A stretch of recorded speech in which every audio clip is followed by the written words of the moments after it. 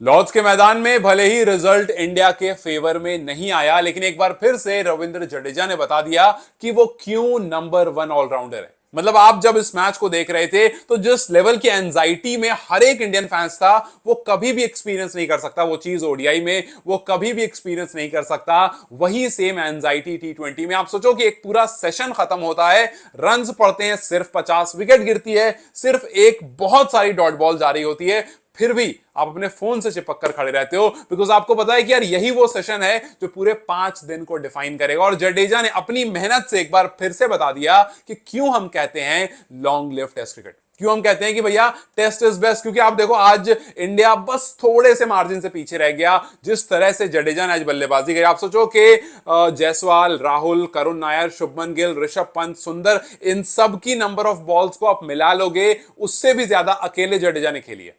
और ये जडेजा का जो फाइटिंग स्पिरिट है ना, हम जितना भी उनके बारे में बात करते हैं हमें ऐसा लगता है कि यार बहुत कम बात कर रहे हैं। आज जिस तरह से जडेजा और उनसे इन्फ्लुएंस होकर के सिराज और बुमराह ने कंट्रीब्यूशन दिया, हालांकि बहुत लोग कह रहे हैं कि यार बुमराह को वो शॉट नहीं खेलना चाहिए था, बढ़िया चल रहा था बुमराह, अगर थोड़ी देर और डिफेंस कर रहे होते तो आते आते 30-40 रन और ऐड हो जाता, उसके बाद लास्ट में गेम निकल जाता। देन भाई बुमराह का वो काम नहीं है, बुमराह ने उतना देर खड़े होकर के 50-54 बॉल खेल ली, वो काफी है। 4 बैक टू बैक डक्स के बाद बुमराह भी 5th डे पर खड़े होकर के इतनी देर तक खड़ा रहा। सिराज ने अपना सब कुछ लगा दिया, दिखा दिया कितना अच्छा डिफेंस कर सकता है वो। जडेजा के बदौलत हमने इस उम्मीद में हम थे कि यार हम इस मैच को जीत सकते हैं। और हाँ, वो मोस्ट वैल्यूएबल प्लेयर है जो एकदम फाइटिंग वाली स्पिरिट है वो लेकर आता है। लेकिन यहां पर बहुत सारा सवाल खड़ा होता है टॉप ऑर्डर के लिए, खास करके नेक्स्ट मैच की सिलेक्शन के लिए।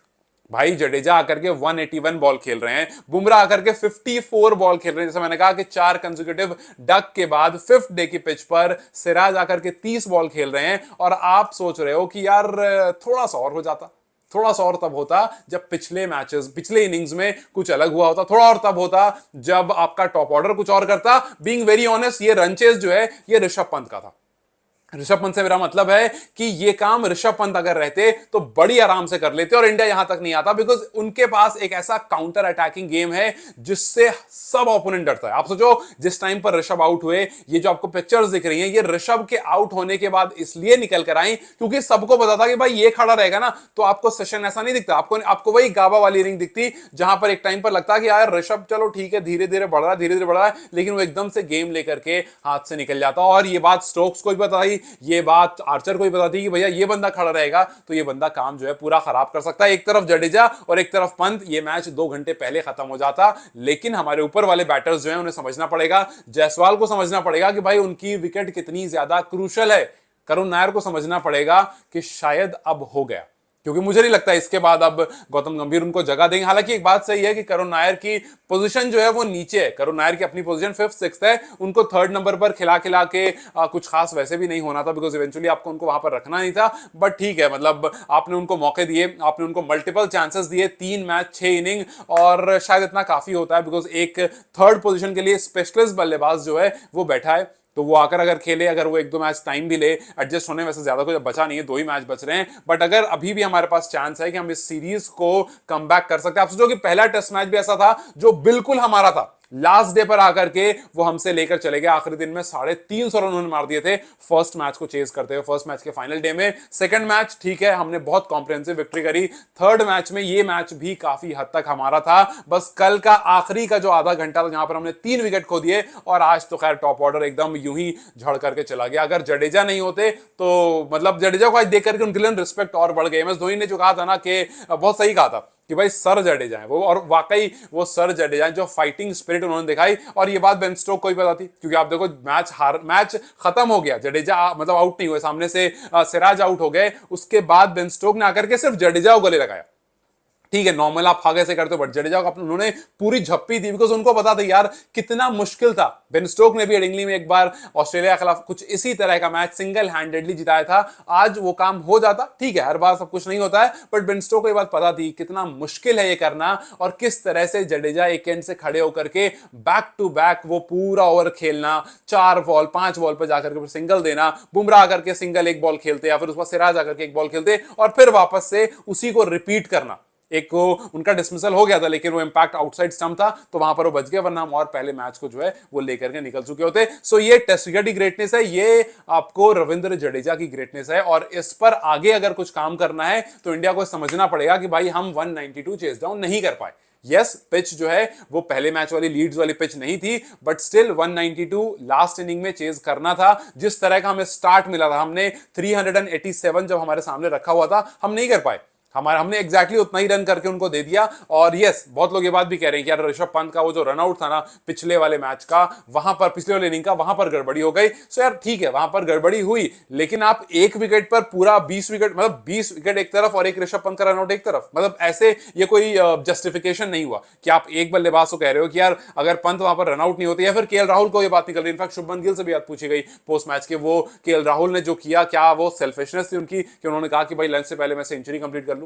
यार सिंपल सी कहानी, बात सेल्फिशनेस की होती ही नहीं है। ठीक है, कभी कभी आप अलग अलग सिचुएशन उठाकर लाते हो, लेकिन यार वो दोनों खेल रहे थे, और हेड स्पेस क्लियर करने के लिए बल्लेबाज चाहता है कि यार अपना एक ना सेंचुरी मार के जाते हैं, बिकॉज आने का प्रेशर ज्यादा रहता है, मोमेंटम ब्रेक हो चुका होता है, और ये सब कुछ चल रहा होता है बल्लेबाज के दिमाग में। और वैसे भी आप देखो तो टेस्ट क्रिकेट में आप सेल्फिशनेस नहीं कह सकते हो भाई। यहां पर ऐसा नहीं है ना कि 20 बॉल में टीम को इतना चाहिए, आपको इतना चाहिए, अनलेस अनटिल आप आखिरी सेशन में बिल्कुल खड़े हो। यहां पर तो ऐसा है कि आप जितना देर खेल सकते हो खेलो, उसमें आप अपने ही रन बनाते रहते हो, आप जितना देर खेल सकते हो खेलो। यहां पर टेस्ट क्रिकेट में शुरू के दिनों में आप सेल्फिशनेस वर्ड ला ही नहीं सकते, सिंपल सी कहानी है। क्योंकि ऐसा नहीं हुआ ना कि कोई 99 पर था और उसने अपना रन कंप्लीट करने में, सामने से कॉल ऋषभ पंत का था, रन ऋषभ पंत ले रहे थे, ना ही केएल राहुल ने बोला पहले भागने को, जो कि रिस्की एंड पर केएल राहुल भाग रहे थे। सो ये सब चीजें जो थोड़ी समझने की है, बिना एक प्लेयर पर निशाना लगाना और उन पर कंप्लेन करना। यस, हम बैकफुट पर आए क्योंकि जो फाइनल डे था उस पर हम नहीं कर पाए वो काम जो हमें करना था। ऋषभ पंत जो, जैसे मैंने कहा, उनका काउंटर अटैकिंग गेम अगर रहता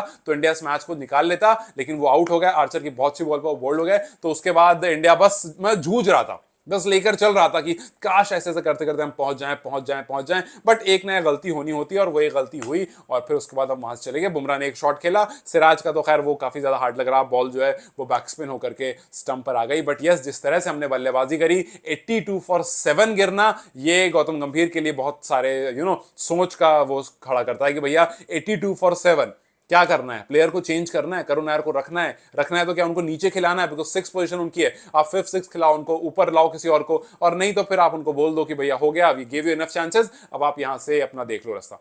बिकॉज 82 फॉर 7, 112 फॉर 8, 147 फॉर 9 और 170 पर जाकर 10। आप सोचो 82 फॉर 7 से 170 आया 10 विकेट के लिए। लोअर ऑर्डर ने जितना हार्डवर्क करा, थोड़ा सा भी ऊपर वाले करते थे तो बहुत कुछ जो है वो बदल जाता। बट यस, इस टाइम पर सवाल बस यही है कि भाई क्या आगे वाले आने वाले मैच में हम करुण नायर को देखेंगे, बिकॉज एक वो खिलाड़ी है जो लगातार फ्लॉप हो रहा है, दूसरा यशस्वी जायसवाल को थोड़ी अपनी विकेट की अहमियत समझनी पड़ेगी। भाई आप स्टार्ट करते हो इनिंग को, अगर आप आते ही ऐसा कुछ करोगे, आप सामने वाले प्रेशर बनाने के चक्कर में काफी बार काम खराब कर चुके हो। स्टार्क पर प्रेशर बनाने के चक्कर में आपने बीजी टीम बहुत बड़ा अपने विकेट खोया कि नहीं, स्टार्क आ रहा है ना, वो बड़ा है ना, उसके सामने मैं पहले और बड़ा होता हूं। You have to respect Jofra Archer. आप जाकर के यूं ही उनको रन मारने का नहीं सोच सकते हो, और वो भी उनकी ही जमीन पर।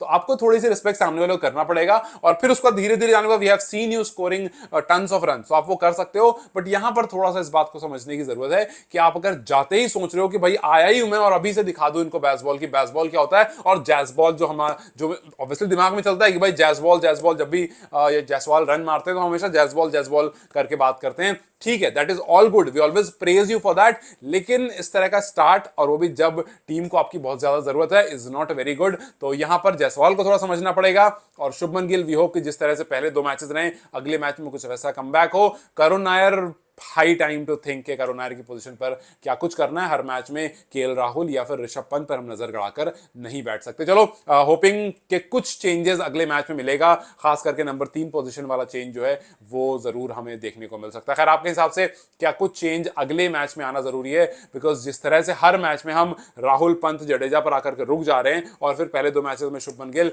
उस तरह से हम बार बार एक ही प्लेयर पर या एक ही पोजीशन वाले प्लेयर पर डिपेंडेंट नहीं हो सकते, या फिर जो एक पोजीशन वाला प्लेयर प्लेयर है जहां पर रन नहीं आ रहे हैं, उसके बारे में कुछ सोचने की जरूरत है, बिकॉज हमारे बॉलर्स बहुत अच्छी गेंदबाजी कर रहे हैं, बॉलर से कोई कंप्लेन हो ही नहीं सकती है, they are pulling off things better than आप जो इमेजिन कर सकते हो। खैर, what changes are you expecting in next match, जिसमें काफी दिन अभी है, आई थिंक 23rd से है, सो टाइम काफी है, अच्छा खासा रेस्ट मिल जाएगा। बुमराह होंगे नहीं होंगे ये भी एक बड़ा सवाल है, खैर देखते हैं अगले मैच में क्या होता है, बट यस चेंजेस रिक्वायर्ड क्या कुछ मुझे कमेंट्स जरूर बताएं। Till then guys take care, I will see you very soon, bye bye.